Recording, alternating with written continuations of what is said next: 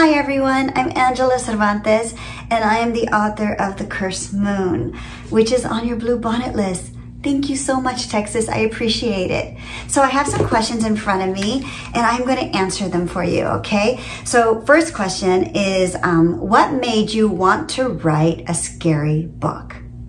Easy. I love scary stories. I have loved scary stories since I was a child.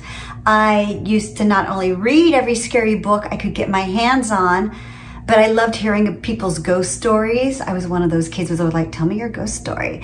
I also would tell kids scary stories. I grew up telling my friends scary stories about La Llorona, El Cucuy, the boogeyman, and my own made-up stories about a vicious jaguar that roamed the streets of our neighborhood, the furry toe, which actually makes an appearance in my book, The Cursed Moon.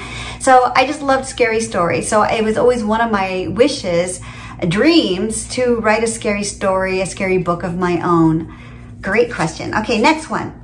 How is writing a scary book different from writing other kinds of books? Okay, so I've written some other kind of books. I've written, Letty Out Loud was about a girl who volunteers at an animal shelter. I've read Me, Frida, and the Secret of the Peacock Ring, which was a mystery novel that happens in Mexico City. So yeah, The Cursed Moon is a little bit different. It is a scary novel. And I probably think there's a couple of different things that I did with The Cursed Moon. I approached it differently. One, I always chose to write at night because I like the spookiness of nighttime. A lot of the book occurs during storms and at night, so I liked having that around me when I was writing to set the mood. Another difference with writing a scary novel was the research I did. I mean, I had super fun learning about different scary stories, ghost sightings, ghost books, and it was so much fun. So I guess that's some of the big differences. Okay, so next question. What made you want to write a story about siblings who live with their grandparents? So I did this sort of on purpose. One, my own grandparents, mis abuelos, were very much a big part of my childhood. So I really wanted to have grandparents in this book. And two, without giving too much away about The Cursed Moon, because you might read it, Raphael is kind of this kid that's on his own a lot. He's very protective of his little sister, Brianna. His parents really aren't in the picture, and I don't want to say too much more about that. But his grandparents have sort of swooped in to take care of him and his little sister, Brianna. And I think it works out really nicely, because I know a lot of kids are going through that as well today. A lot of kids are being raised by their grandparents, and I just wanted to see that reflected in a book.